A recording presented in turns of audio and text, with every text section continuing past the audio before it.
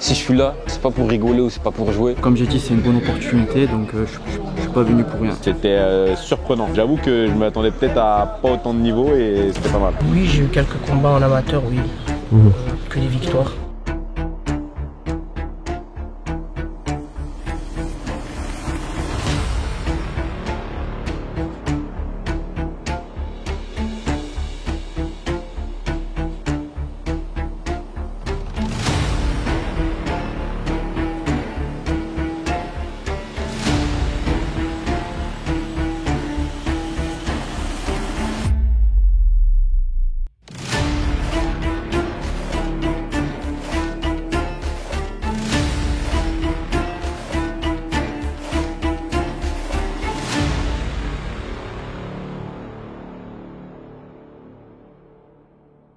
Boxe plus lutte. Et on travaille au sol, ouais, bien sûr. Frappe au sol, soumission. MMA, quoi. Avant que la vidéo commence, on souhaitait vous parler de notre partenaire Chain Nation. Chain Nation est une marque française qui propose une large gamme de bijoux, que ce soit des bagues, des bracelets et des chaînes aussi bien pour les hommes que pour les femmes. Et tu pourras forcément t'y retrouver, puisqu'il y a des pièces discrètes comme des pièces beaucoup plus drip, que pourraient porter des combattants comme Israel Adesanya, Sean O'Malley ou encore Tyron Woodley. En ce moment, tu peux aussi précommander un pendentif exclusif réalisé en partenariat avec le combattant français de l'UFC, Morgan Charrière. Si tu veux toi aussi créer tes propres bijoux sur mesure, c'est possible puisqu'ils ont un service qui y est dédié. Si tu commandes dans la collection Essential, tu auras un bijou offert pour un bijou acheté. On tient à préciser que leurs pièces sont de très grande qualité et surtout garanties à vie. Leur service client est aussi irréprochable, noté 4,7 sur 5 sur Trustpilot avec plus de 1800 avis. La livraison est gratuite et tes produits arriveront entre 2 et 3 jours. Si tu habites en dehors de la France, pas de souci puisqu'ils livrent aussi à l'international. Donc si tu souhaites faire un cadeau à tes proches ou à toi-même, franchement n'hésite pas, on te laisse le lien de leur site internet en description.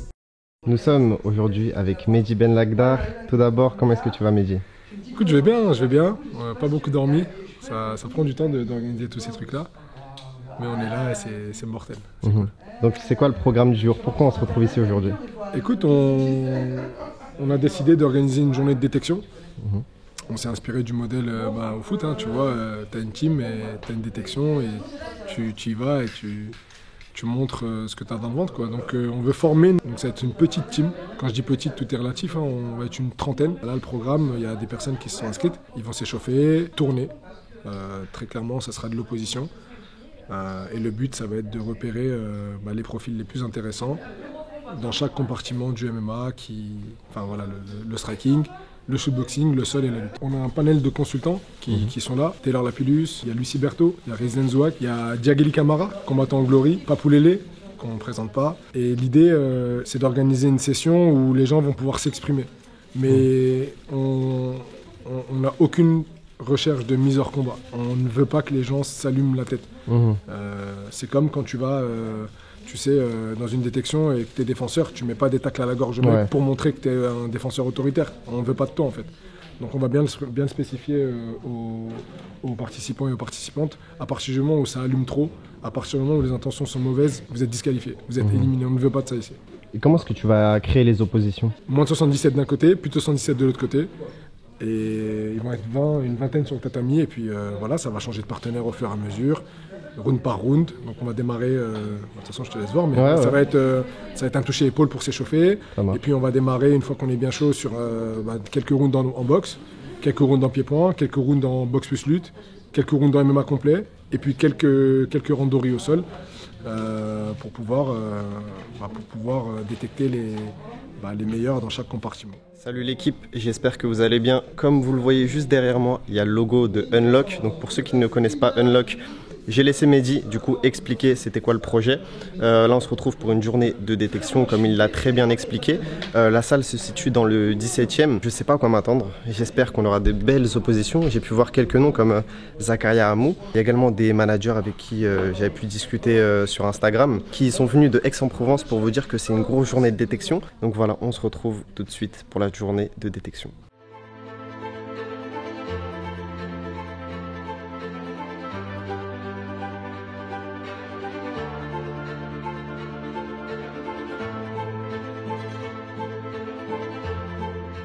C'est avec un grand plaisir qu'on vous accueille tous et toutes pour cette journée de détection qui est vraiment importante pour Unlock.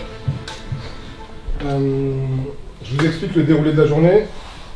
On va vous appeler par SAS. On va vous évaluer sur vos qualités en striking, donc c'est la boxe et le pied-point, sur votre shootboxing, donc sur la boxe plus lutte, sur la lutte et le sol. Principalement, ça va être de l'opposition. Quand on dit opposition, on va mettre un pourcentage.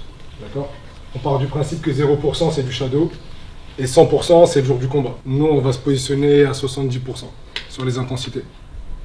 Un élément très important, c'est même le plus important. Il n'y a pas de recherche de mise hors combat. À partir du moment où ça allume trop, on va vous remercier tout simplement. Pourquoi ? Parce qu'on n'est pas là pour ça.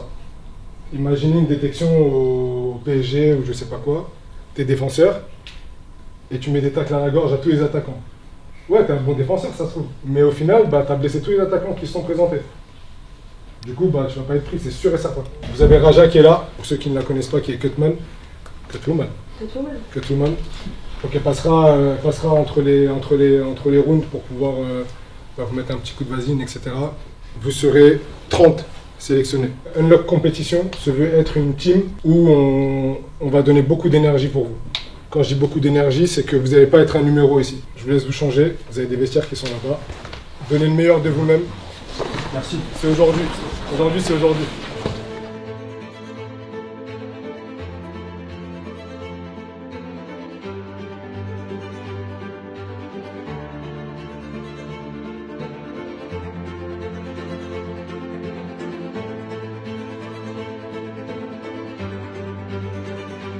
Alors moi c'est Djagili Kamara, 31 ans, kickboxer professionnel, actuellement signé au Glory Kickboxing et en phase de devenir le meilleur 67 de la planète.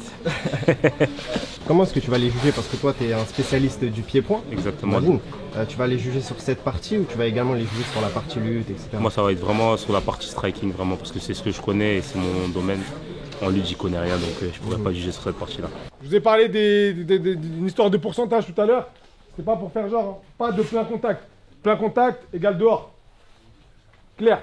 Après, on n'est pas là pour... hein, on envoie, mais on n'est pas là pour blesser, on n'est pas là pour mettre hors combat.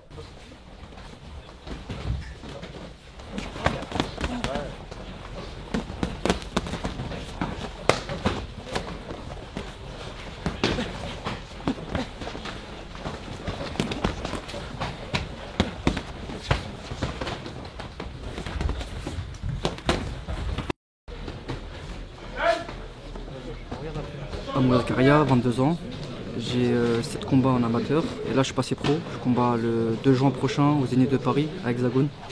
Voilà, premier combat pro. Est-ce que tu as déjà pu repérer quelques pépites, quelques têtes que tu avais déjà vues par le passé? Ouais, il y a quelques têtes que j'ai déjà vues dans le circuit amateur. J'espère qu'ils vont proposer du lourd aujourd'hui. En tout cas, je vais être attentif à ce qu'ils proposent. Si jamais vous avez des saisies comme ça, s'il vous plaît, si vous voyez que ça devient dur, pas de trucs comme ça, d'accord? Vous pouvez balayer, mais on balaye en bas, d'accord? Vous pouvez soulever et balayer vers le bas, mais s'il vous plaît, pas de trucs comme ça, pas de trucs j'essaie de ramener en arrière, d'accord? On n'accroche pas les genoux, d'accord? Si c'est compliqué, on relâche, ça fait rien. Nous, on aura observé que l'amener, elle aurait pu être là, d'accord? Tous les slams, on slame pas. Si je porte mon partenaire ou ma partenaire en haut, il n'y a pas de... Tu sais, le catch, on jette pas comme ça. On jette doucement, on pose les gens. On les jette pas, voilà. S'il vous plaît. Boxe plus lutte. Et on travaille au sol, ouais, bien sûr. Frappe au sol, soumission. MMA, quoi.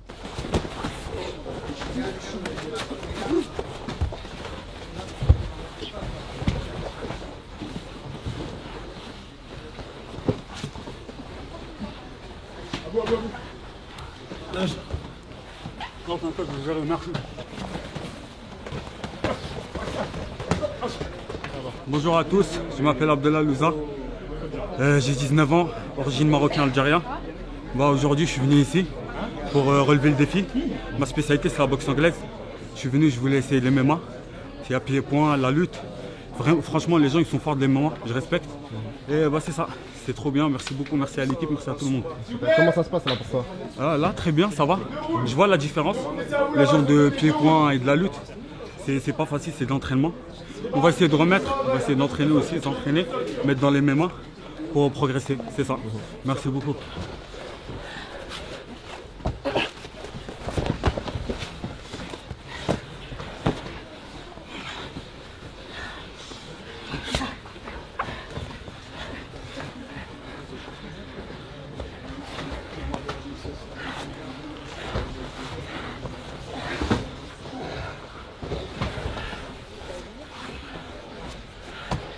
Nous sommes maintenant avec Ayman qui va participer à la journée de détection. Comment est-ce que tu vas, Ayman?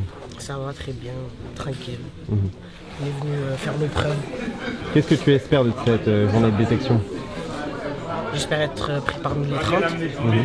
On va tout donner pour. Et puis voilà, on espère rejoindre la team N-Log. Où est-ce que tu t'entraînes en ce moment? En ce moment, je m'entraîne à Agen, je suis du sud. Je viens du sud, je m'entraîne dans le sud. La team Barnier, je m'entraîne là-bas en ce moment. Et voilà, c'est ma team depuis tout le temps. Est-ce que tu as déjà pu combattre par le passé? Oui, j'ai eu quelques combats en amateur, oui. Que des victoires.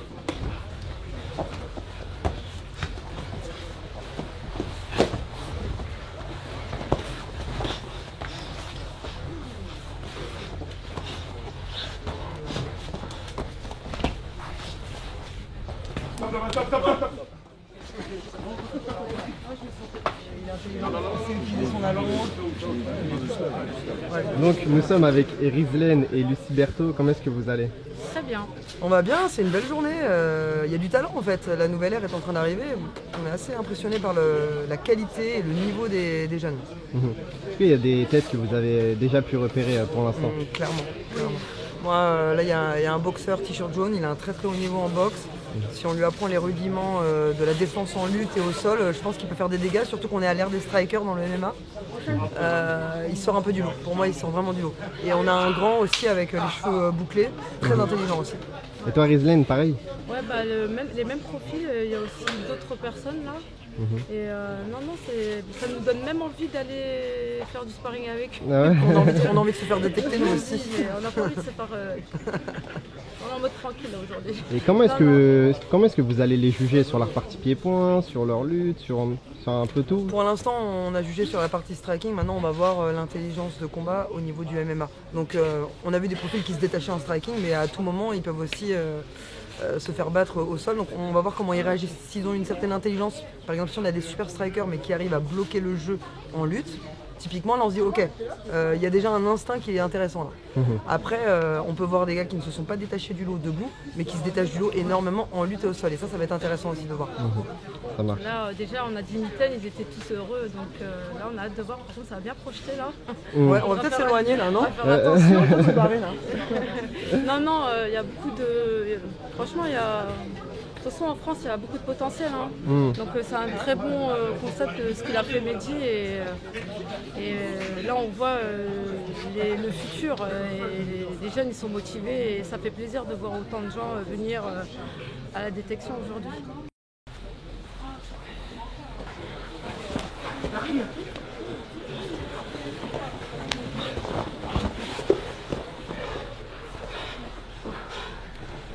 Bon les gars, comme vous avez pu le voir, là on est sur la partie lutte. Pour ceux qui n'ont pas compris, du coup il y a deux salves. Ils testent tout d'abord sur la partie boxe anglaise, après pied-point, après MMA et après lutte. Donc c'est assez éprouvant pour les combattants.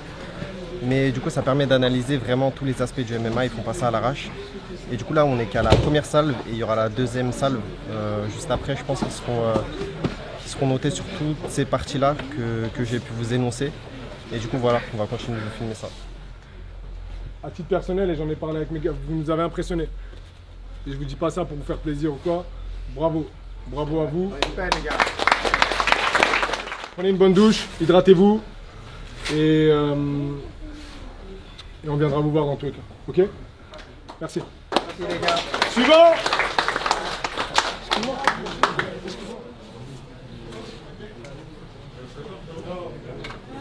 Alors je m'appelle Yassine Alaya, j'ai 22 ans, j'habite à Marseille et je fais du MMA depuis un certain nombre d'années.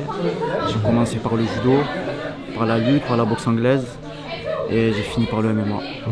Qu'est-ce que tu fais ici aujourd'hui du coup? Alors déjà j'ai fait le déplacement. J'ai fait le déplacement de Marseille jusqu'à ici. Parce que pour moi c'est une bonne opportunité de venir ici. Et c'est pour ça que je suis venu. Est-ce que tu as pu déjà faire des combats par le passé? Ouais. Alors je suis à 2 combats, 2 victoires. Mon dernier combat c'était en janvier au COF. Et là j'ai mon prochain combat le 1er juin au MTGP à Paris. Et qu'est-ce que tu espères de cette détection? J'espère être pris déjà. Donc je suis venu ici pour tout donner, pour me faire remarquer. Parce que comme j'ai dit c'est une bonne opportunité, donc je ne suis pas venu pour rien. Quels sont tes points forts en tant que combattant? Moi je suis un lutteur grappleur, mais je suis un combattant. Donc je suis bon à tout.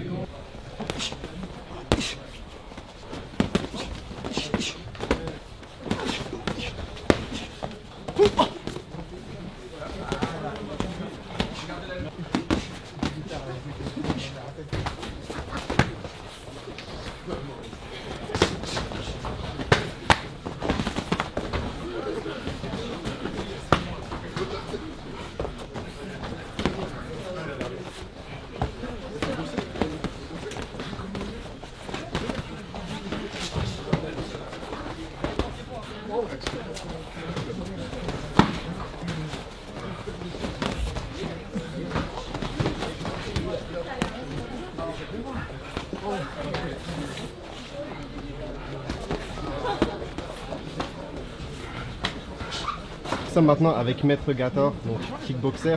Qu'est-ce que tu viens faire ici? Je viens faire ma transition, je viens tester un peu le karaté là. Comme du coup je connais bien Mehdi, j'aime bien sa pédagogie, j'ai déjà bossé avec lui. Donc voilà, je suis venu voir pour bosser avec lui, pour voir qu'est-ce que ça va donner.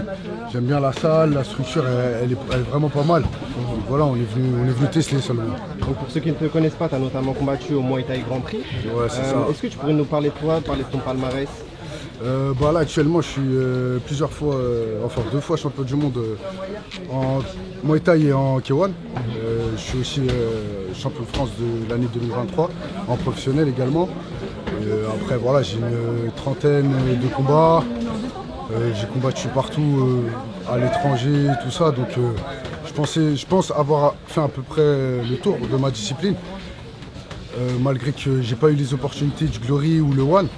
Qui sont les plus grosses organisations de pied-point maintenant mondialement. Voilà, je suis plus attiré forcément par ces choses-là qui étaient un rêve d'enfant, mais maintenant c'est plus la cage, le MMA, les grosses organisations de MMA que je vise. Voilà, c'est pour ça que je fais ma reconversion en MMA. On a notamment pu te voir t'entraîner avec la team de Daniel Warren. Qu'est-ce que tu as pu penser de ces entraînements? Comment se passe ta transition tout simplement? Ouais, avec Daniel Vorin, franchement c'est une légende dans ce sport. En termes de coaching, il en a apporté beaucoup. Donc voilà, c'est un honneur pour moi de pouvoir m'entraîner avec lui, de pouvoir avoir effectué ses entraînements. Et franchement j'ai kiffé, c'est pareil, tu vois l'expertise, tu vois le haut niveau. Là c'est vraiment toucher le haut niveau dans son domaine du pied-point ou du MMA, tu vois. Donc c'est un vrai plaisir. Je vais aussi également, je m'entraîne beaucoup au Canada avec Coach Neige, pour ceux qui connaissent, au trade kickboxing. Je suis parti aussi tourner au Tristar. Donc voilà, on essaye d'apprendre à peu près des meilleurs pour pouvoir évoluer par la suite. Comment se passe ta transition pour toi? Tu as des difficultés en lutte? Comment ça se passe? J'ai des petites difficultés comme de base je viens du pied-point, tu vois, comme je disais, mais on essaye, on travaille. C'est un apprentissage en vrai. C'est comme dès que j'ai commencé le pied-point, j'étais pas au niveau auquel je suis aujourd'hui. Donc en espérant qu'on va progresser, en tout cas je suis déterminé et on va continuer à s'entraîner pour améliorer le sol, la lutte, tout. Je vais tout bosser, je vais être prêt partout. Le plus complet possible. Plus complet possible. Ouais, et comment ça se passe là, les sparring? Parce qu'on voit que tu transpires, tu as déjà pu tourner avec quelques personnes. Ouais, ça va, il y a du bon niveau, tout ça, il y a pas mal de monde. Après là, on est encore dans ma discipline de prédilection, tu vois, ça reste debout. Donc ça va, j'arrive à gérer. Après, on va voir comment ça va se passer quand ça va aller au sol.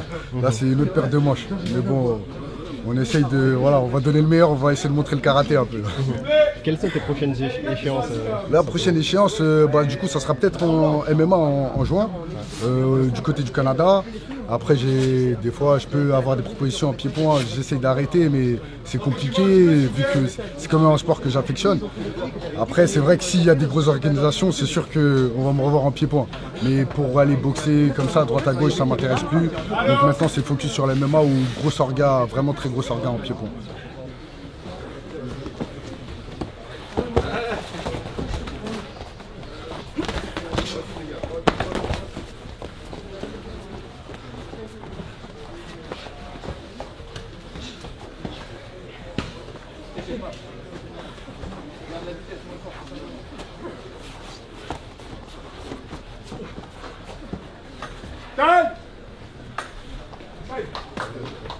On change de partenaire.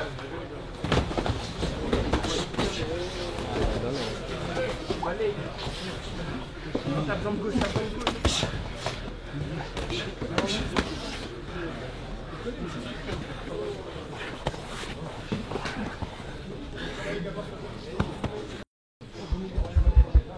On démarre en demi-garde. C'est parti, ça roule, allez.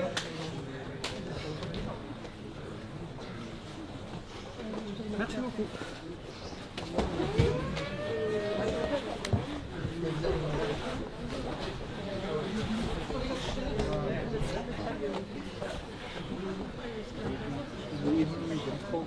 Un homme heureux.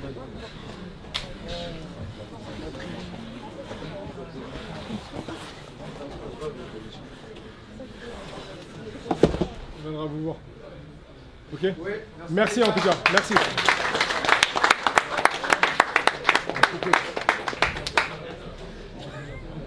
Suivant, let's go!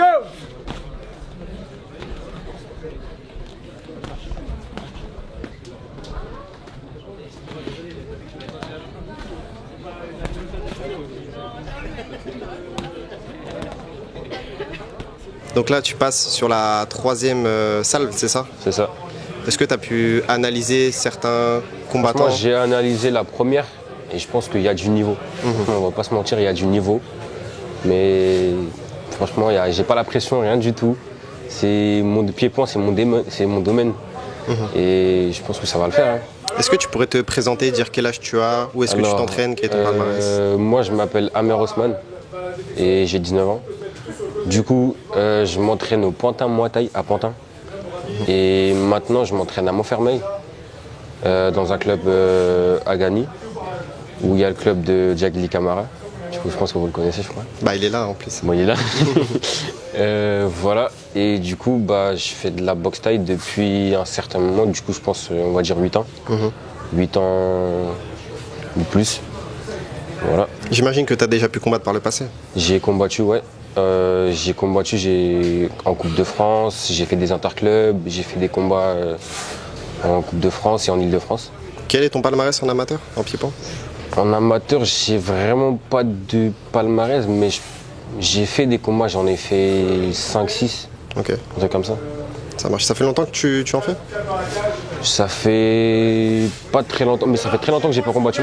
Depuis, on va dire 1 an, 2 ans, j'ai pas combattu. Et bah, j'espère le combattre. Hein. On espère en tout cas pour toi aussi. Est-ce que tu as un dernier mot à adresser à ceux qui regardent cette vidéo? Le dernier mot à dire, c'est franchement, si je suis là, c'est pas pour rigoler ou c'est pas pour jouer. C'est pour y aller vraiment loin. Et déjà, je me vois très loin. C'est pas... Le sport, c'est un truc que je kiffe. Surtout la boxe. La boxe, c'est un sport que j'aime bien. Du coup, j'espère y aller le plus loin possible.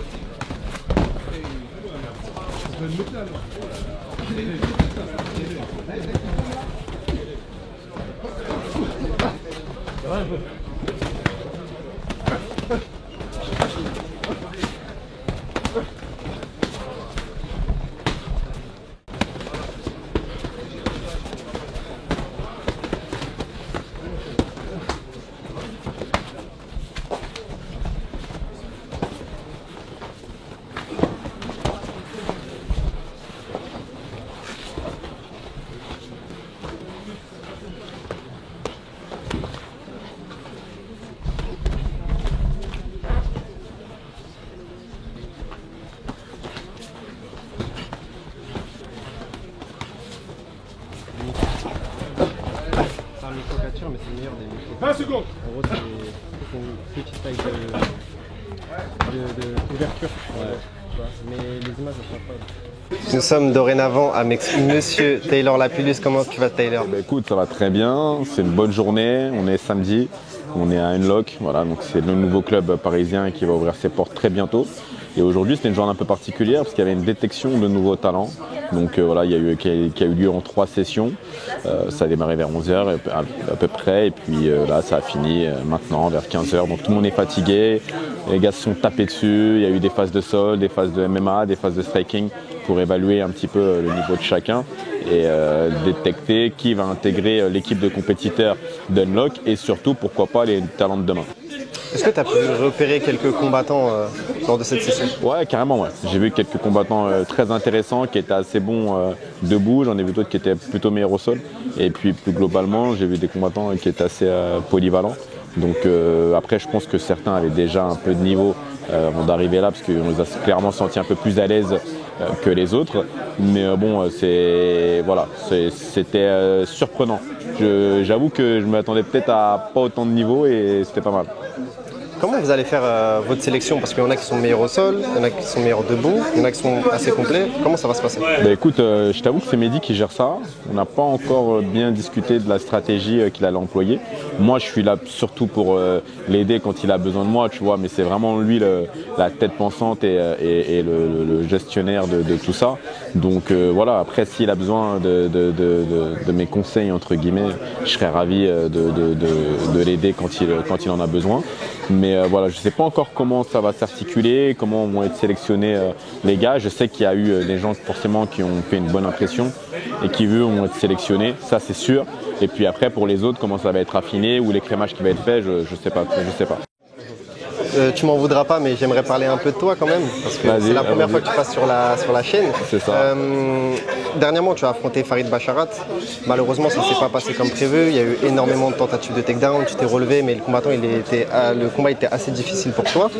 Tu restes quand même sur une bonne série de victoires avant ça. Donc tu vas, j'imagine, rester à l'UFC. Tu es quand même sous contrat. Quelle est la suite pour toi après ce combat? Bah écoute, la suite, effectivement, après mon combat contre Farid Basharat, c'est de recombattre. Et je recombats bientôt, le 8 juin, contre Cody Stamann. Combattant assez intéressant, c'est un vétéran un peu entre guillemets, même je dirais, de l'UFC, parce que ça fait un moment maintenant qu'il y est. Il a affronté beaucoup d'adversaires, il a perdu contre beaucoup de bons adversaires. Donc voilà, c'est un match-up qui est plutôt intéressant, un match-up sur le papier qui me va sans m'aller, parce que ça reste un profil de lutteur qui va possiblement vouloir m'emmener au sol. Donc à moi de bien me préparer pour contrer ça. Et puis voilà, mais je me sens plutôt bien, je suis en pleine prépa au moment où on se parle. Et puis hâte d'y être et de faire ce combat-là. Tu as vu aujourd'hui qu'il y avait un engouement énorme pour le MMA, tu vois, je veux dire, il y a eu énormément de combattants super jeunes même, j'ai vu qu'il y avait même des mineurs qui étaient venus participer à cette session à cette session de détection tout simplement. Qu'est-ce que tu penses de ça? Comment est-ce que tu vois ça? Parce que toi, ça fait un moment que tu es dans le MMA aujourd'hui, tu as commencé, tu étais super jeune. Comment est-ce que tu vois cette évolution-là en termes d'intérêt qu'ont les gens pour le MMA? Bah, c'est super parce que on a enfin le retour que l'on mérite, entre guillemets, c'est-à-dire qu'on a longtemps été, j'appelle ça les mal-aimés du sport français, parce qu'on recrutait, on représentait à l'étranger la France, mais derrière, le sport n'était même pas légalisé, ou alors il était mal vu. Donc c'est toujours un peu compliqué en te disant, je représente un pays qui finalement n'apprécie pas vraiment ce que je fais. T'as cette dualité-là qui est un peu compliquée, mais aujourd'hui, bon, tu as encore des détracteurs du MMA et je pense qu'il y en aura toujours forcément, mais l'opinion publique a beaucoup changé par rapport à ça. Ça reste quand même le sport entre guillemets du moment et le sport un peu à la mode que tout le monde a envie de faire, surtout quand tu commences un sport de combat, bah, tu vas naturellement te mettre à commencer par le MMA. Donc je suis content de ce retour, pas surpris parce que j'ai toujours eu un avis assez favorable sur le sport que je pratique et dont je suis fan. Et ça fait juste plaisir de voir que bah voilà, y a de plus en plus de gens qui montent dans le train du MMA et qui apprécient et qui se renseignent et qui ont envie de comprendre ce que c'est et même de le pratiquer. Est-ce qu'on a des chances de te revoir combattre à Paris, lors de l'UFC Paris? Bah ouais, on a des chances. Alors après, moi je sais pas comment ça va se passer, c'est pas moi qui décide, mais j'aime pas forcément trop me projeter dans le futur. Mais voilà, à court terme, là je dois affronter Cody Stamann le 8 juin. À moyen terme, si le combat se passe bien et que je ne suis pas blessé, a priori, je devrais faire partie des Français qui sont en place sur la carte de l'UFC Paris. Donc il y a des chances et puis bon, après on verra si tout se passe bien et tout s'aligne bien pour que je puisse être sur la carte. Bon, c'est quoi les noms que vous avez repérés là? Alors, non, je ne connais pas assez, mais leur tête, un peu comment ils sont. On connaît leur tenue. Ouais, leur tenue. Ils sont humains. Ouais. Humains. Ils ont deux bras. Il y a humains déjà dedans. Il y a quoi? Il y a des humains déjà dedans. Déjà. Ouais, pas sûr. Il y a 2-3 ils sont vivants. Il y en a 2-3 ils sont vivants. Pas tous, il y en a 2-3 ils sont vivants, sûr. Ils n'ont pas de bras et de jambes aussi, ça je l'ai vu. Il avait deux bras et deux jambes. Ça c'est vrai que là quand tu me le dis, maintenant franchement je remarque aussi que ouais, il y en a tous, ils ont deux bras, deux jambes déjà. C'est déjà bien. 99%, ils ont deux bras, deux jambes. Et il y a 96, 97 on arrondit % de vivants.